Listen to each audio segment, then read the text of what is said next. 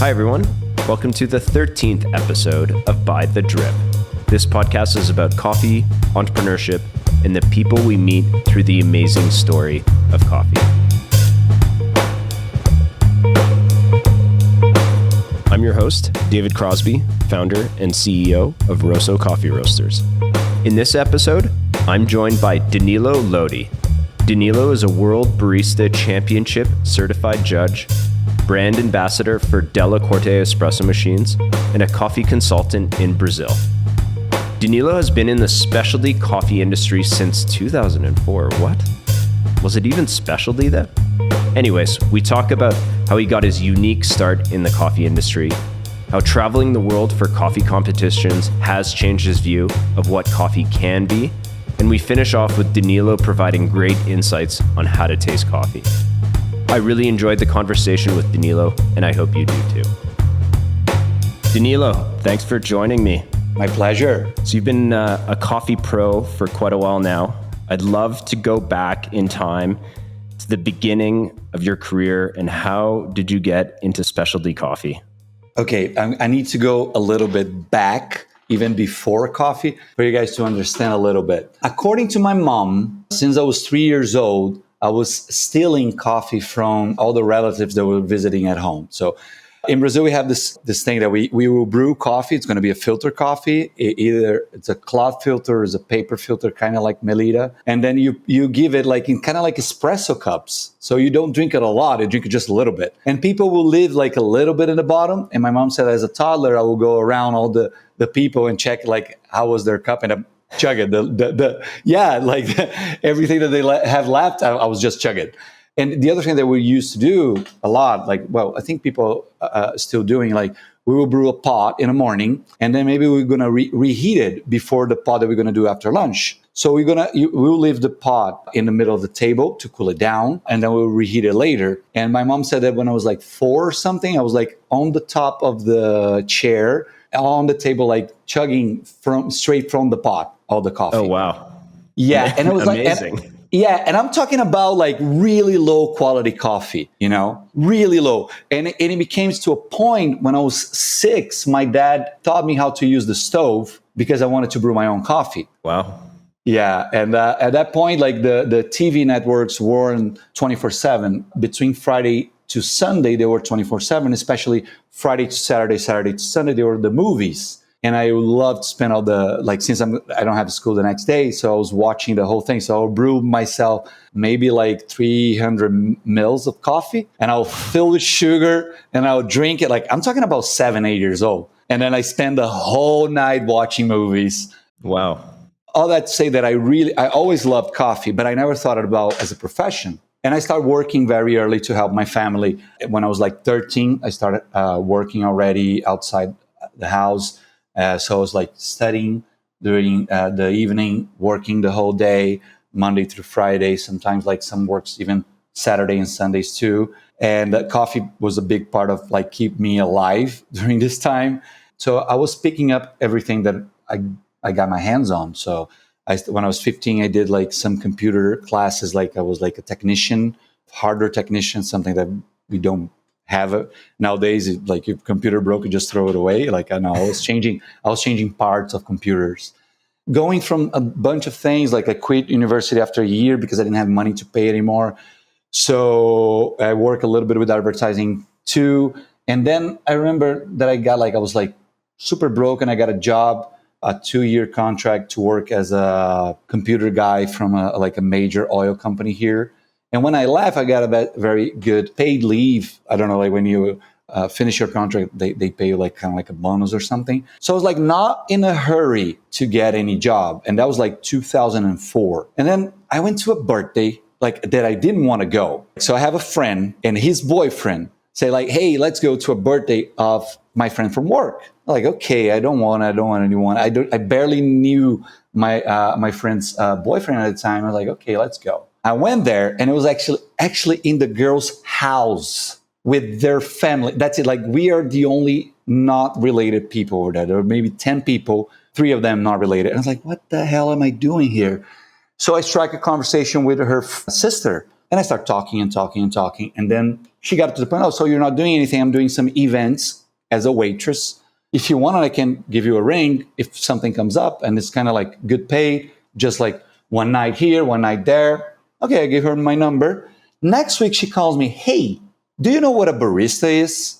And by lucky, maybe a month before, I was watching some late night talk show in Brazil. And the first Brazilian champion, barista Brazilian champion, was on talking about coffee.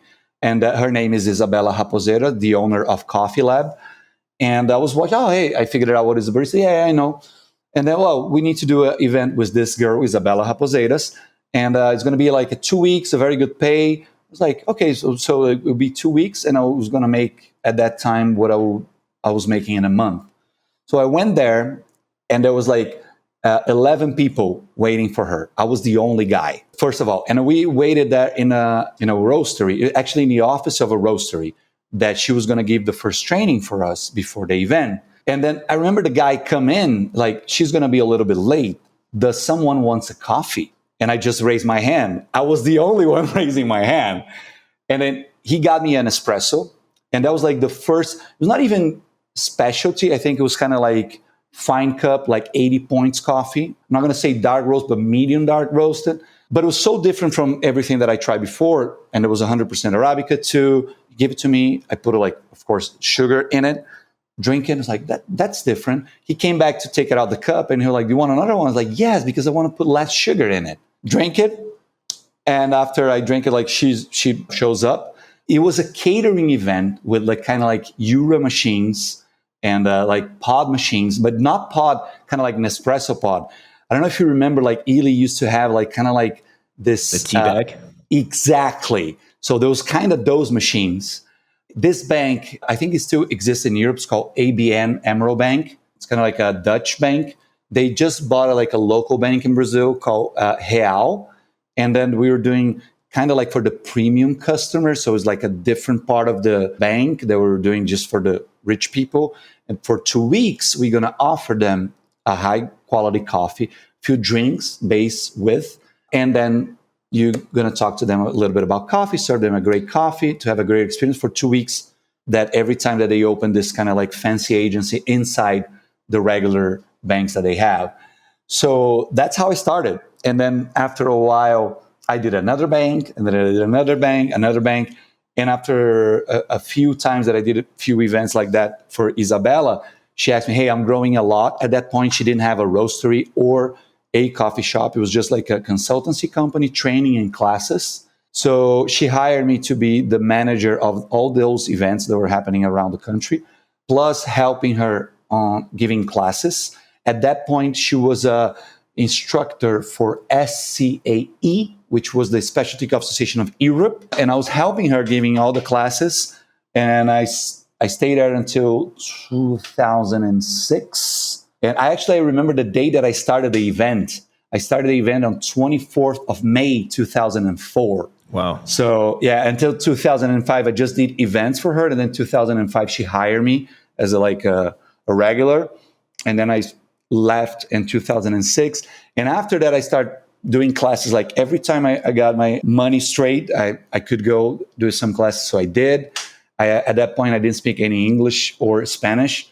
So I started self-taughting myself. Like, I'm going to read everything on the internet. I'm going to try to find out how to say something. And because all the material available, at that point, there was only 2 books in Brazil in Portuguese about coffee. And one was more for producers.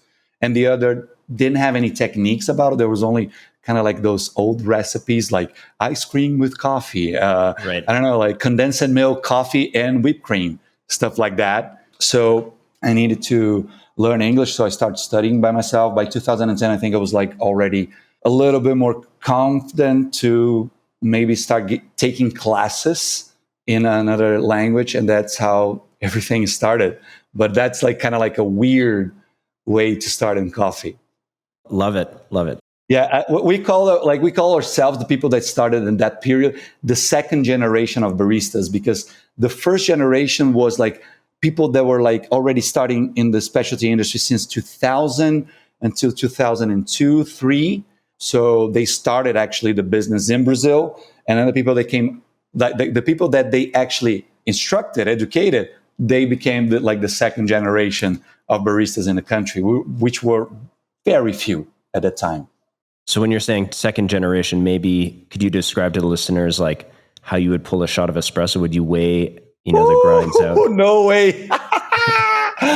We're talking about so first Brazilian Barista Championship happened in 2002. I started working in 2004.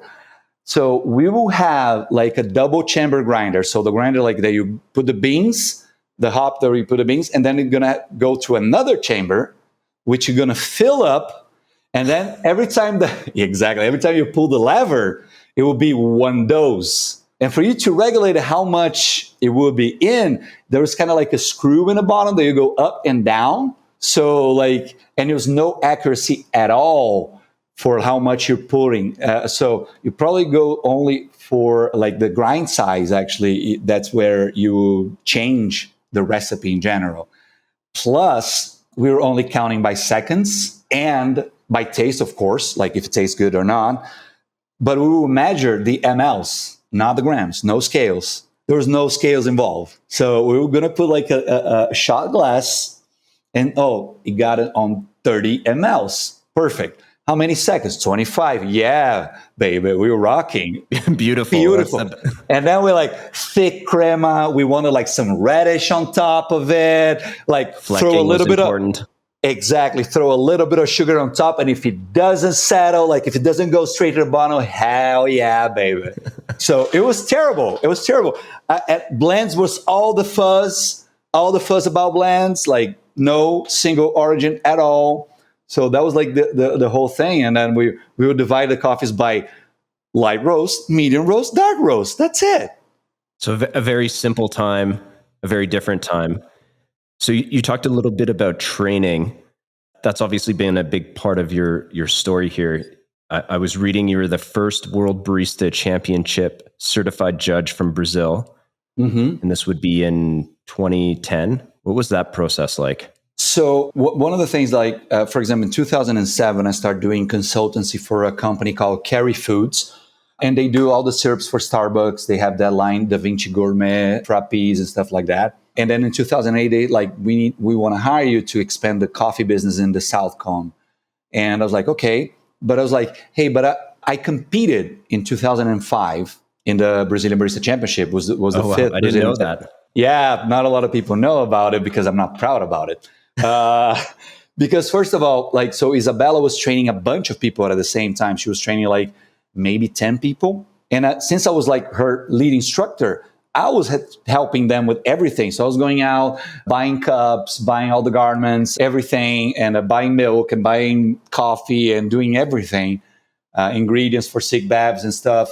So I created my presentation in the evening before my presentation. Wow. Exactly. My whole routine. And my only thing that I got in mind is I just don't want to go over time. That's it. So I actually did it. I finished in 14 something, and it was terrible. I think from 40, there was 45 baristas competing, and I ended up in 33rd, I think, 32nd, something like that. So yeah, but since I didn't prepare it well, I wanted to do it again. And when I started working at Carry in 2008, I told them hey, I wanted to compete, and they say you can. If you sign with us, you can't. I was why not? Because we have a bunch of customers. And you, as a supplier, if you win against them, they will be a little bit mad about it. So we don't incentivize that. But at the same time, they had a World Barista judge certified in Illinois. And they say, she's a World Barista judge. So if you want to, we encourage you to go judge. Okay. So that was, I started mid-2008 over there. When it was January 2009, I judged the National Barista Competition. Then I started judging a bunch of regionals. At that point, we have a bunch of regionals in the country. It was more state championship and stuff. And more and more in 2010, same thing. And then I even went to Argentina and Colombia to judge their nationals so I can gather more and more experience. And then when it was October 2010, I was I think I'm ready. I was still a little bit scared about the English part because all the certification and the tests are all in English.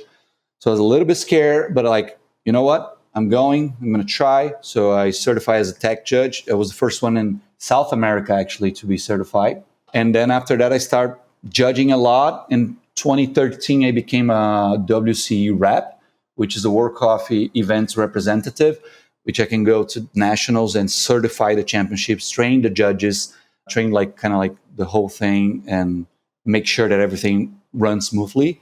And because of that, that made me go to places that I didn't even thought about it, kind of like Kazakhstan, Iran, Russia. I never thought about going to those countries, and I went just because of the championships. Wow. Yeah. So the training aspect of it, if someone doesn't want to, perform or be a coach, judging is a great way to expand your palate, to try different coffees, to give a framework.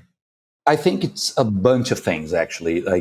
I measure my coffee career as I was steadily growing from 2004 to 2010.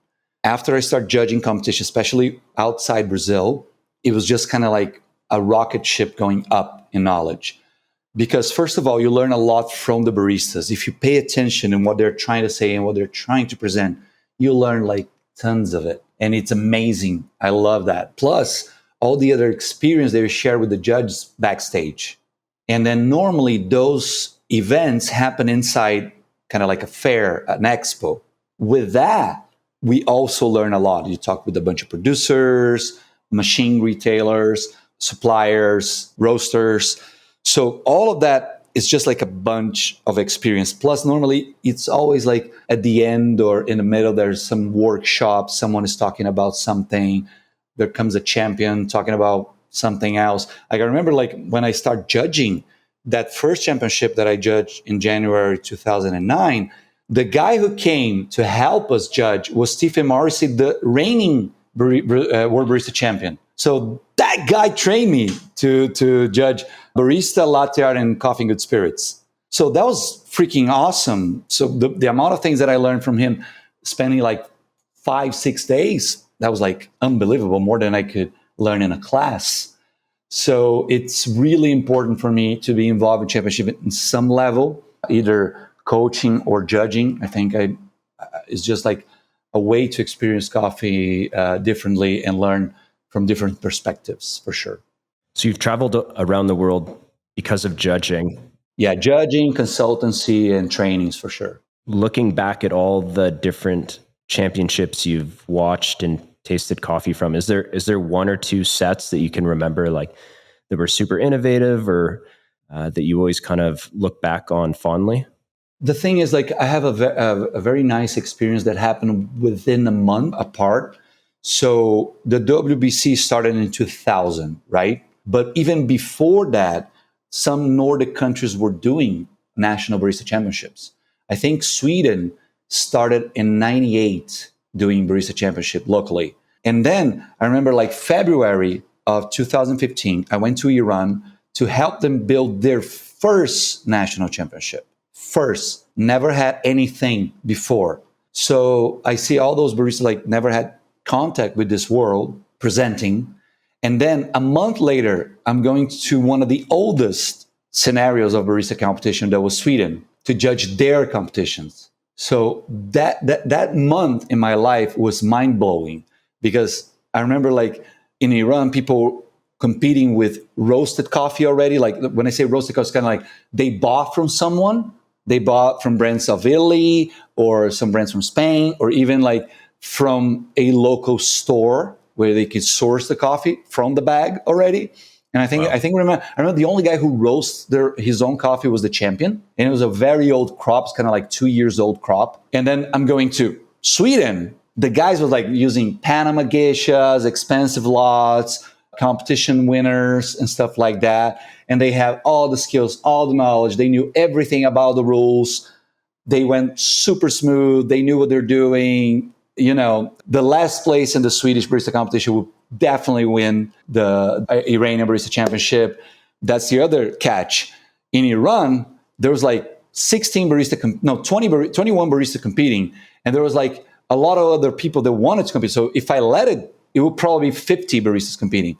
I went to Sweden, there were 6, 7. sometimes 8, Jeez. and depending on the competition. So they're already kind of like tired of competition already. So there was also this other aspect of the game. It was like people are like love it. They're like very into. They want to learn. They want to go through here. The other country, they're like, already been there, done that. Don't need it to do it anymore. So that was super interesting for me, like to seeing those two things within a month in my life. I think that was super amazing. Oh, that's fascinating that there's such It a is. contrast between the two. Oh, but of course, there's regional, cultural difference. But this particular thing, like judging a competition that was like at that point, like it was 17 years old, and then judging another one that was the first time, that was amazing. So you're from a producing country of Brazil. How Yep. does that influence your view over coffee? And you travel so much, so you get to experience it so many different places. So the thing is, I'm lucky. When I started working for Isabella, she was already traveling to coffee expos like SCA, World of Coffee, stuff like that, World Barista Championship. She was always bringing coffees from other countries. I remember the two first coffees that I ever tried that were not from Brazil. They were Cuba and Sumatra. Okay. So that were the first two. And I remember as soon as it's not that they were better than the coffees they were drinking, but they were so completely different. It was kind of like drinking tea and then flavored water. That was the difference between them. And then I was like, I set my mind to it. Like, I'm going to try every producing country in the world. I'm going to try coffee from every producing country in the world. I think I got it already. Really? If I recall. I think I did. Yeah. I even tried some obscure ones. Like I tried coffees from California. I tried coffees from Australia, from Tasmania, some very obscure one. But the thing is, I set myself to not be close-minded about coffee. I didn't want it to be, because I'm from Brazil, the best coffees are from Brazil. I didn't want to do that. And at the same time, this attitude make people trust me a little bit more about my opinion when I say this Brazilian coffee is outstanding, because they know that I can appreciate coffees from everywhere. And I'm not going to favor any Brazilian coffees just because I'm from Brazil. So for me, it's a great experience to have. Like, for example, I'm here. I'm in the center part of the country, and I'm giving classes. And I make sure that every time that I come, I will bring some different coffees. So in 3 days, they try Kenyans, Ethiopians, one Guatemalan, and one Bolivian coffee. And what's the feedback usually? Oh, it's so different that they don't even know what to think. For example, I gave them a Kenyan coffee, and it's so mineral for them that they think, oh, this is salty. Like, this is almost like salty. It's kind of like has a little bit of fat like in it. I was like, yeah, like it's completely different from the coffees that you're used to. Like, it's different variety, different terroir, different altitude, different everything. So I love to see that. I love to, and I do the same thing when I go to other producing countries. Like every time I go to Colombia, I bring Brazilian coffees. Every time I go to Bolivia, I bring Brazilian coffees. Every time I go to Central America, I bring Brazilian coffees. So they can try different coffees too. And I love to share those experiences as well. Like I remember first time I went to Costa Rica, I brought like some very funky natural Brazilian coffee, and they're like, I never taste anything with that like that fruity and with so much body in my life. So that was fun for me to watch people do that. So you've done quite a bit of consulting. What does that look like kind of on a week-to-week or monthly basis? So the thing is, like, I remember that every time something went wrong with my extraction, I would hear, oh, maybe it's the roasting. Oh, maybe it's the crop. Maybe it's some green bean defect. Maybe it's the machine. Maybe it's the water. Maybe it's the temperature. I was like, you know what? I'm going to put myself to study all those variables. So I started roasting. I started going to farms, understanding the defects, tasting, cupping a lot of coffees, playing with machines. And because of that, I became this kind of like, I'm not the best of anything, but I know about almost everything, which is kind of cool. And I that's one of the reasons that I still love working with coffee. Is always something new for me to learn. So nowadays, for me, consultancy, I will go sometimes to a roastery. If they're already running, I help them to have a better understanding of the coffees they're buying. So I help them to buy better coffees. And I also help them to create better roasting profiles according to the market that they want to reach. Same thing with coffee shops. Like sometimes they hire me to open up with them and helping creating menu, like if they're going to roast their own coffee, if they're going to buy from some roaster, find out what is the best machine for where they are, someone that have like a good technical service around them, creating menus and stuff like that. And sometimes I help a few producers with quality control over the years. So I go there one year, like, okay, like this one, like this process that you tried didn't work. I'm not on the ground, so I'm not going to tell them what to change. Like, but I explain to them, this coffee tastes like this, and this. Probably was a fermentation. Probably was like drying, something like that, so they can improve. And the next year, and then I go there next year again to help them a little bit.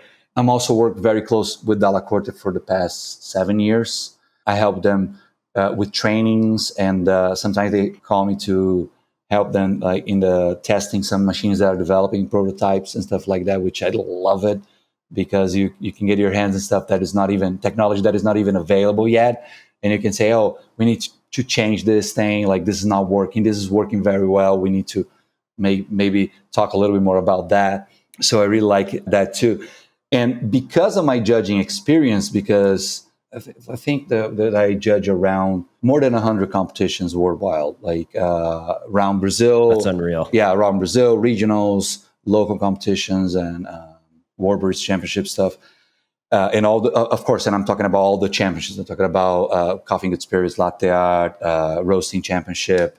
So the thing is, because of that experience, a bunch of competitors start asking me to help them.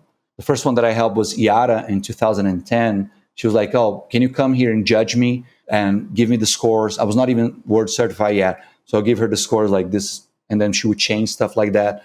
And then in 2012, Raul from Guatemala say, can you help me? Like I need, and then, but since we were friends, I was like, okay, I need to help you with, he was like, can you help me rebuild the Sig Bav? What do you think about the way that I'm serving the cappuccino? What do you think about the cups? So I help a little bit deep down in his presentation. And from that on, a bunch of people start asking me to help them with competition. That's why like the past 3 World Barista Championships I didn't judge because I was helping someone. Like 2018, I was helping Ronald from Colombia. 2019, I was helping Martha from Brazil and Cole. Last year, I was helping Boran and Garan from Brazil in Brewers and Barista. I give a little hand to Matt and I give a little hand to Hugh Kelly to just in the finals to taste their coffees. So that's why I'm not been judging for the past few years in the Worlds. This podcast is sponsored by Rosso Coffee Roasters. You can check out the home coffee plan subscription on the website www.rossocoffeeroasters.com. This week's subscription coffee is from Chiapas, Mexico, from the Cup of Excellence winning farm, Santa Cruz. It's a naturally processed coffee, and it's just outstanding. I'm drinking a cup of it right now, and to me, it tastes like a bit of stewed blackberry and milk chocolate. So your perspective is quite unique. What would you say is the most difficult part of the supply chain? Is it growing coffee? Is it roasting coffee? So the supply chain, depend on what you think it's the most difficult part. If you're thinking about bringing you more troubles, it's probably producing. Just by example, giving an example of Brazil last year, that a few farmers lost 100% of their crop for the frost. So that's like hell. And because 2013, I remember that we had like a massive amount of coffee rust invading Central America. And I met farmers that lost 90 to 100% of their crops in El Salvador, for example. So you are very out there and you don't know how much you're going to grow. You don't know how much you're going to harvest. You're not in control of any weather situation. So it's the ones that becomes more problems for sure. That's my opinion. But as a individual, in my opinion, one of the individuals that got worst part of the end is the barista. And I saw that clear. I've been talking about this for years, and being from a producing country, people tend to disagree with me and say, like, no, the producers, they have a hard life. I totally agree. I totally agree that they have a hard life. It's hard. Sometimes they barely make a living. So does the baristas in producing countries too. And in this pandemic, I could see clearly that. And as I said to a few people, hey, if something like the frost this year happened to me and I don't have any income to move forward, to replant everything, my worst case scenario, I'm going to sell my land. Even if it's the lowest price possible, but at least it's going to buy me a month or 3 so I can figure it out something and go work with something else. If something like the pandemic happened and I'm working in a country that is not going to give me any help, the government is not going to give me any help. If I'm sent it home, what I'm going to do? Sell my pitcher, my temper, my apron? What am I going to do? I'm not going to do anything. I'm lost. So I always say that people look at the barista, they look I think a lot of roasters and producers, they look at the baristas and they look those guys in the World Barista Championship. That's not reality. Look at the local specialty coffee shop for the guy that's just starting or the guy that's like a year or 2 into specialty coffee. The reality is completely different. How has COVID and navigating COVID in Brazil and then you personally, because you used to travel, 30 weeks of the year and now travel's gone to 0. So what has COVID or the pandemic for you been like the last 20 months? 2020, it hit me like a bullet train. I was able to actually make to Japan in end of February. I actually went to Dubai for 3 days, then Japan for 10 days, came back, and 3 days later, I went to Toronto. And I remember that at that point, Toronto had 8 cases of COVID. No deaths, just 8 cases of COVID. And I went back and everything started like locking down every country. And I remember, I think I had something around like 22, 23 trips scheduled. And they start canceling like one after the other. And I started going insane. Like it was the year that I said, like, I need to stop a little bit this insanity of traveling that I'm doing for the past 10 years. But I didn't expect to be that abruptly and that, like, I wanted to have like at least maybe 2 weeks at home and then travel again. But there was like nothing. I think my first international trip after March 2020, let me see if I remember. I think it was to Portugal right before WBC in October. That was my first international trip. So a year and a half. Yeah, year and a half. And it almost drove me nuts because, first of all, my source of income just ran out because I'm a consultant. I don't have like nowadays, like since January of last year, I'm a business developer for Dalla Corte in Latin America.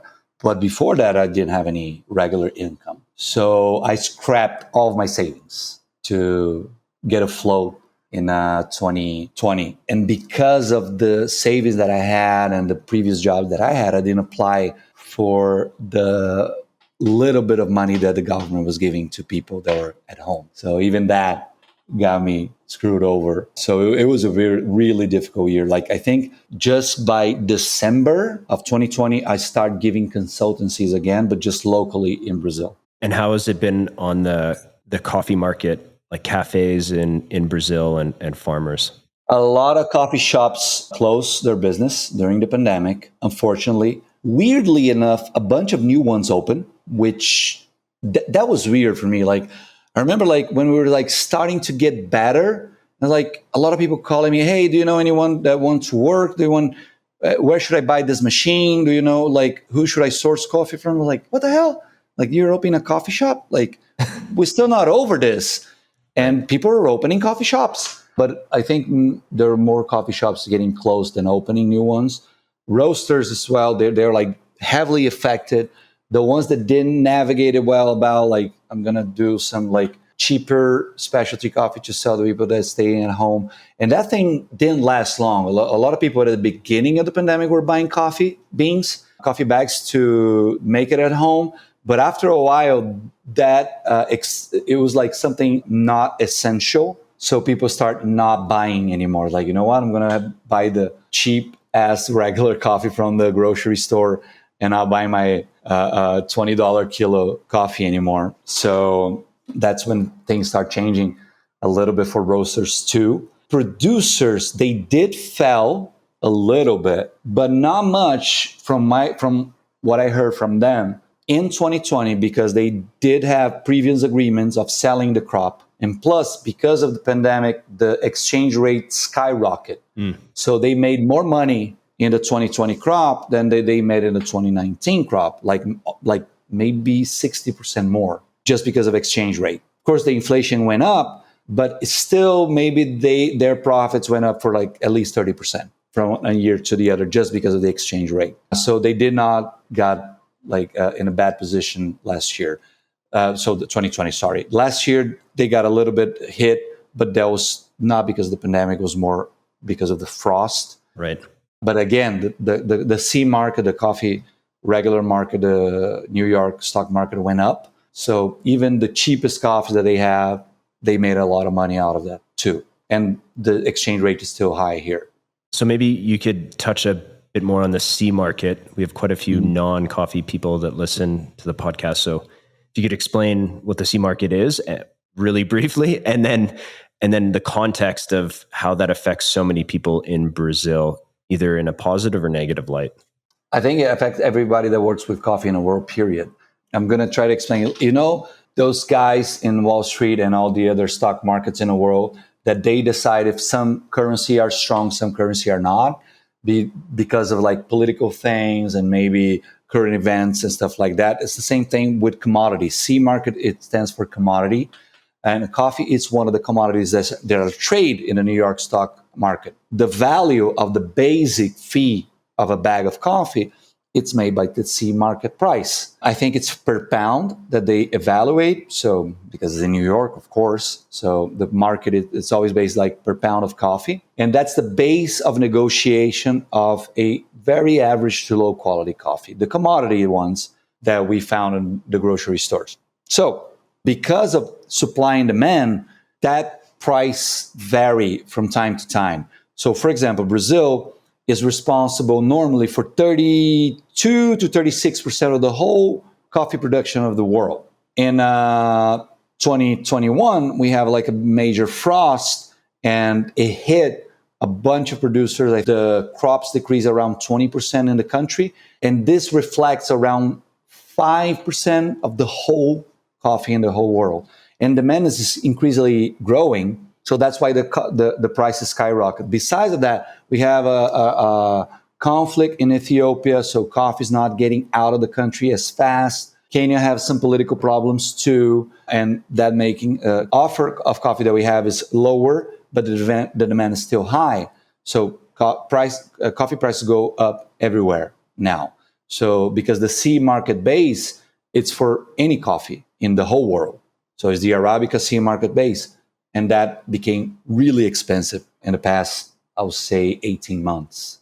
And do you believe that's a good thing for coffee producers? I think for the coffee producers is a good thing in a short period of time, not in the long run. It was not, the thing is, it's been a while that the coffee producers were complaining that the C market was too low. And I agree that it should be up and up, but steadily growing, not jumping 50% within a month, within 3 months. That kind of like happened. And I think this year is going to grow again as soon as people realize how much coffee the world's going to produce this year, like based on the forecast that all the producing countries are going to send in the next month or so. So in a short period of time, it was going to be good because they're going to make more money, because the minimum value that they're making for their coffee, it's way better than it was before. In the long run, it's going to disincentivize a lot of people to drink coffee, or at least to lower their consumption of coffee.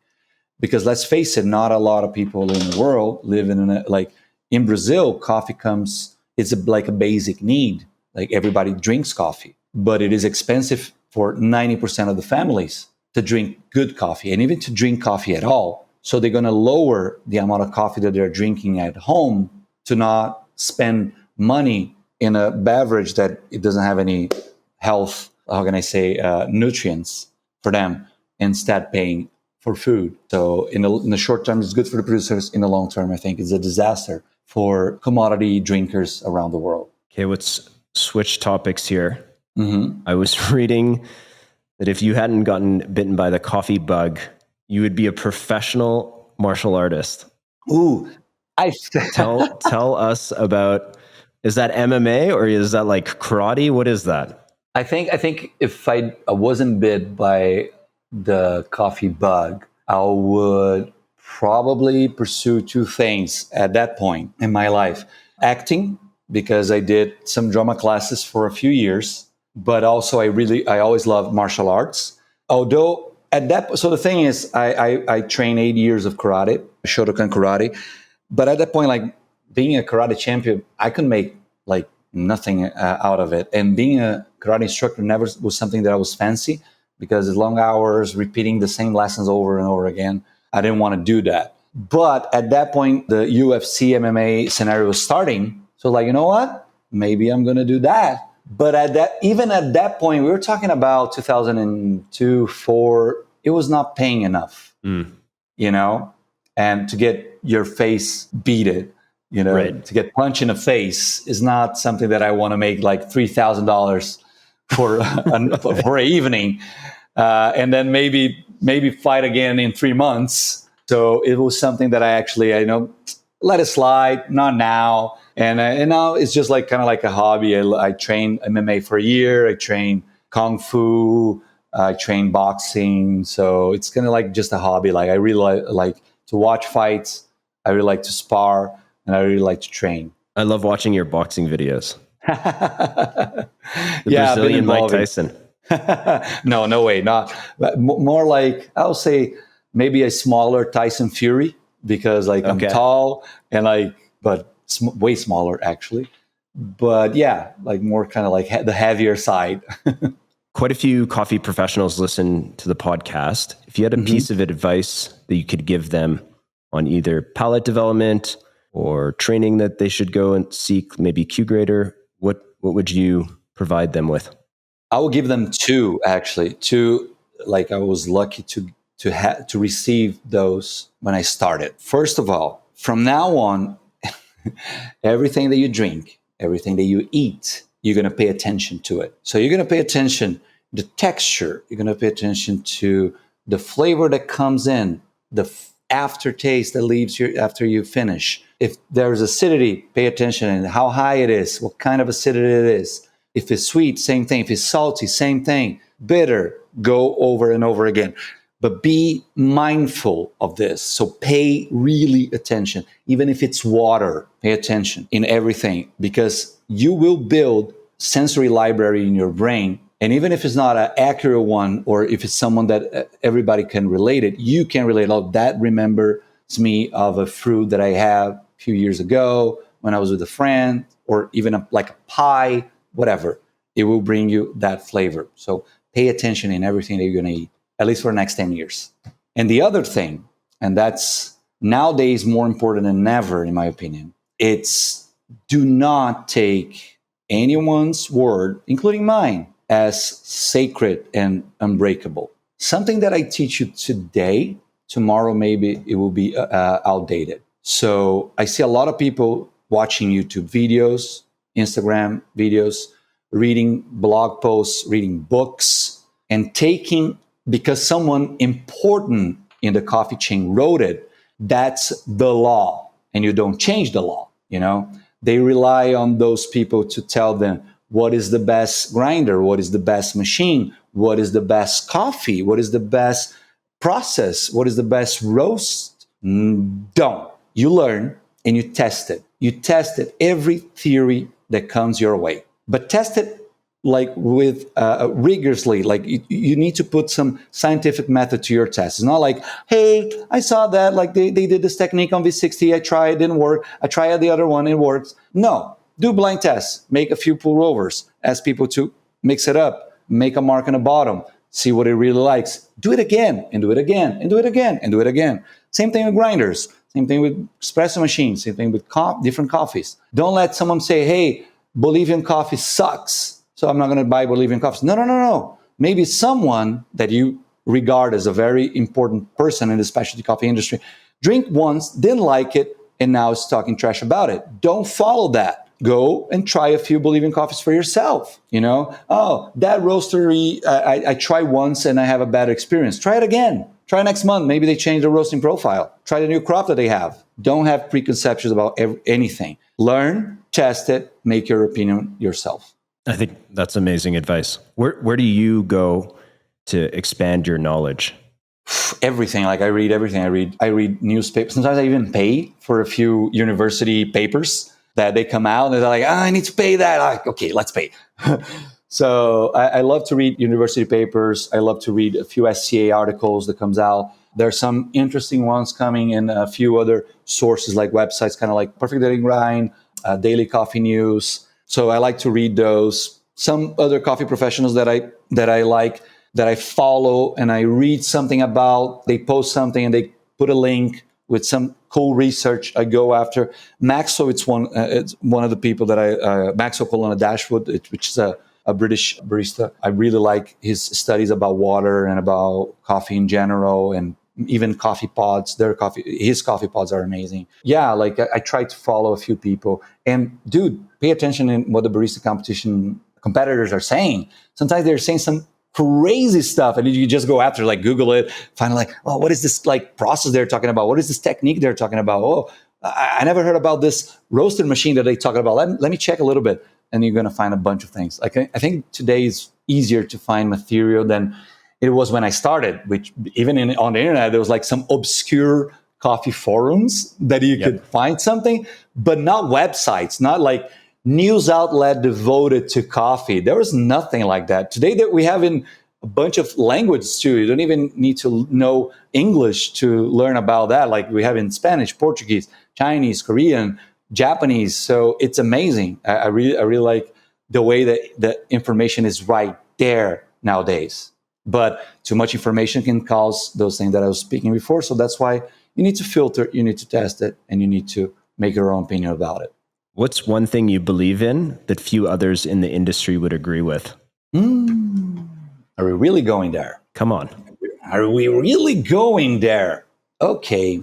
Damn. Like It sounds like you got a few chalked up, so you can say a few. I have a few. I do have a few. So, okay. First of all, the one that is like really bothering me lately, and I'm going to be in super bad sheets with the Brazilians, but with a bunch of other people around the world. It's like Robusta is being overrated. Canephora, right? Not Robusta is the variety. People correct me all the time. Canephora coffees are being overrated. A lot of people are putting back like this, oh, let's produce high quality Canephora's coffee. And I tried them all. All like the champion, like regional contest champion from countries that supposedly make a great Canephoras. And I try them tirelessly. And they tell me, you need to judge this as a different beverage that is Arabica. And I was like, okay, but it's bad. In my opinion, it's bad. It's kind of like comparing like Coca-Cola with a very cheap, low shelf brand Coca from a country, like a terrible one that tastes like medicine. It's kind of like maybe comparing like a Earl Grey from like very respectable brand from like a very low black tea that you find like in a grocery store for like $1, 10 pouches. That's the difference. They are different beverages, but it's not a beverage that I like. And now I have actually even an argument about that. So this year, like last year, I was lucky enough to try a bunch of Eugenioides. And again, you cannot judge Eugenioides like you judge Arabica. They are completely different species and taste completely different, but it's a very good beverage. It's a good beverage. Yes, of course, I cannot put them in the same category as Arabicas, but it's a beverage that I really enjoy. The Robusta, the best ones, I don't enjoy. I don't want to finish. Interesting. You got another one? Yes, I do. Give us your top 3. Damn it. You guys are like, oh my God. So I think cold brew is overrated. I'm not going to say that I never drink one that I like. I drink a few, but mostly they are shit, period. And I think now it's going to be the biggest one because that's going to impact even home consumers. So the thing is, my favorite brew methods to make it at home is the V60. But in May this year, I'm going to be working with coffee for 18 years. And I do not make 100 coffees with the V60 at home. And even if I make 10 in the same day, I'd made 10 different coffees. So to my point is, I don't understand why a lot of people use V60 in coffee shops when the V60s are one of the most difficult brew methods to be consistent with. You can go to a bunch of coffee shops that serve V60, drink a coffee in the morning. As soon as the barista shift changes, drink another one from the same coffee. It will be completely different. And the tiniest amount of change, it's a huge one in a cup. So I really don't understand why most of the coffee shops in the world that I go, if they sometimes they have only one brew method, it will be V60. So I don't understand why. So if you could flip it out, what would you flip it to? I will flip it to a clever coffee drip because it's easier. Or even the Hario V60 switch, it's easier. Got any more? Yeah, well, I don't like aeropress. That's the most inconsistent coffee. That's the most inconsistent coffee method of all. And the championship, it's only for fun. So being credited as the national aeropress championship means nothing to me. I'm sorry, it doesn't. It means that you were having fun. Yes, at least it's a fun one. Okay, buddy, we're gonna switch to you personally a little bit. What does rest look like for you? Ooh, that's fun. So nowadays, rest for me looks like watching TV shows, maybe a movie or two that I like. I do love to watch UFC too. So like having some friends over, drinking some beers, watching fights and talking nothing, like talking about everything, talking about life. I do like to sleep a lot nowadays. And it's something interesting because until my early 30s, I will probably sleep like 6 hours maximum per night. Nowadays, if you let me, I will sleep 10 hours easily, Wow.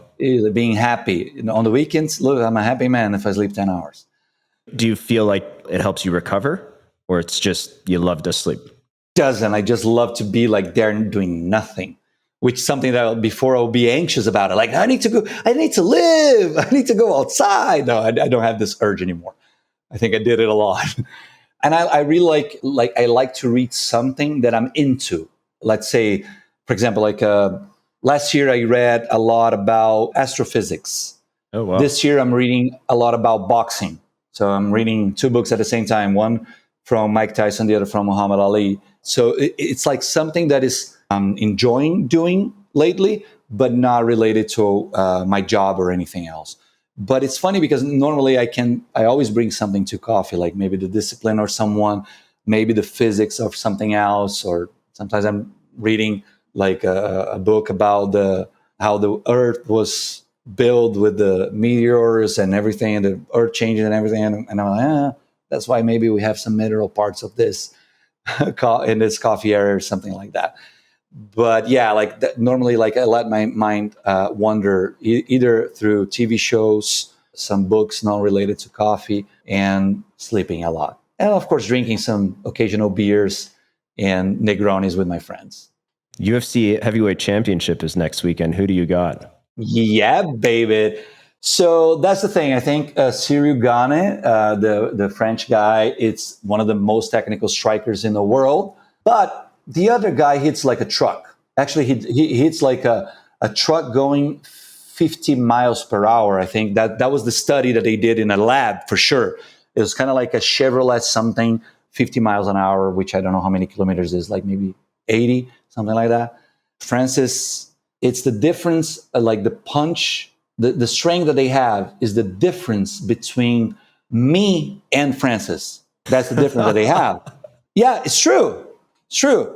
Yeah, the Cyril Gane can knock Francis out for sure. It can tie him up, can overclass him in technique. Yes, but he needs to stay away for the whole fight, because even if he's defending with his hand, with that 4 ounces glove, if that hand of Francis touched him, it's night-night. There's no way. So I'm picking Francis.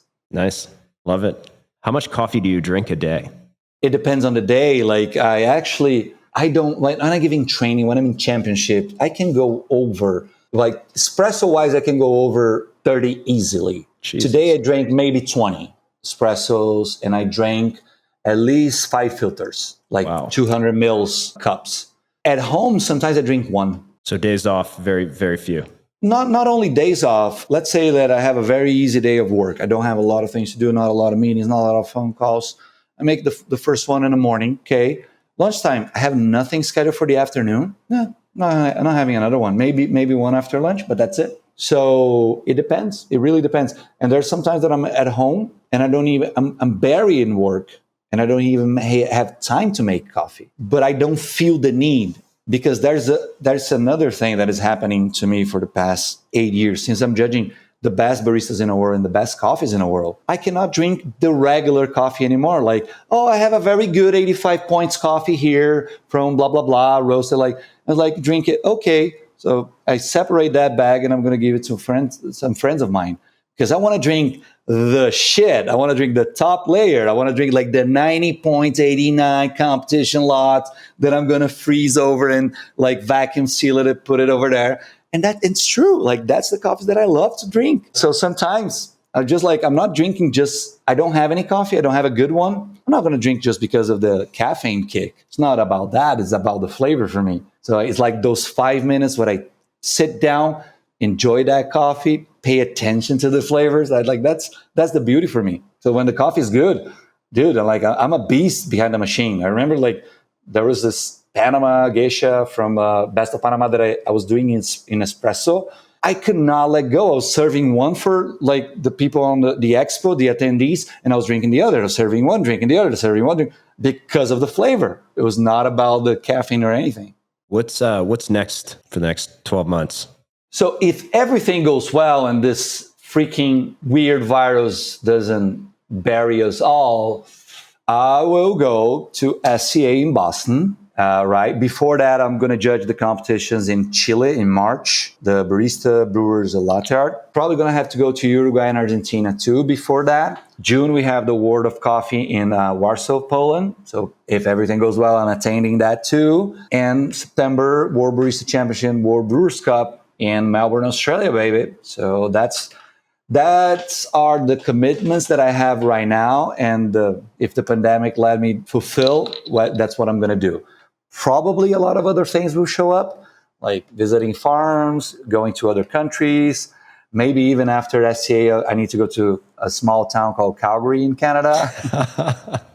Sure, you're always welcome. Yeah, but I don't know. I still need to check it out. What is going to be the plans? But for now, those are the places that I need to be, and those are the months. So if you're stalking me, go in those events, and then you're going to find me. Okay, buddy. Where can people find you online? They can find me on my Instagram, which is at Danilo Lodi, which is DANILOLODI. And you can find me on Facebook too, but I'm barely using. A lot of people are clicking me on LinkedIn. Not using too, guys. Not looking for a job. But yeah, Instagram, I think, is the easiest platform to find me. Well, thanks so much for taking the time. Really appreciate it. We'll talk soon. It was my pleasure, buddy. Hope to see you soon. Wow.